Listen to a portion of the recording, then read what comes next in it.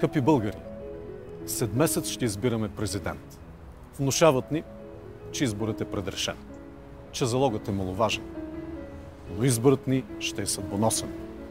От нас зависи, ще продължи ли опадъкът на българската държавност и разграждането на общия ни дом.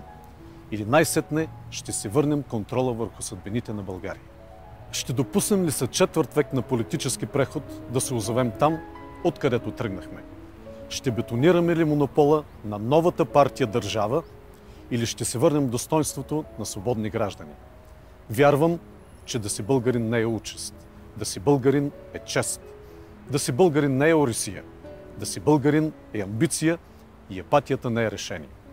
Сега имаме шанса да кажем думата си, да сложим край на празнословието, да се обърнем към истинските проблеми – бедността, несправедливостта и липсата на сигурност. Като офицер съм се заклел да служа на България още в началото на пътя си. Приех да вляза в битката за президент, защото в трудни времена е нужен характер, точна преценка и твърдост. Ще работя за обединяването ни около национално значими цели. Ще се боря външната ни политика да се изработва вътре в страната ни и да се отстоява навън. Днес правим тъкмо обратното. Ще следя законите да се приемат в интерес на гражданите, а не в услуга на корпоративни или външни фактори. Като върховен главнокомандващ ще работя за сигурност на държавата и на всеки гражданин. Ще се боря България да не се превръща в буферна зона на Европа за бежанци и мигранти. България трябва да бъде лоялен член на НАТО и Европейския съюз, но не с заклинания в евроатлантическите ценности, а с реалните способности на въоръжените си сили и с активната си политика в интерес на българските граждани.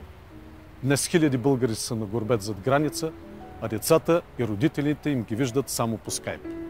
Ще работя за това България да стане подреден дом, в който има бъдеще за всеки.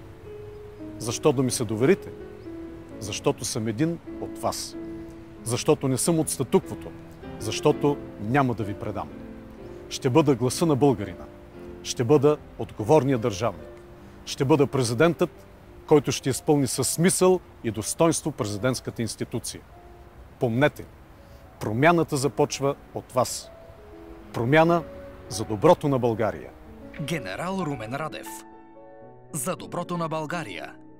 Купуването и продаването на гласове е престъпление.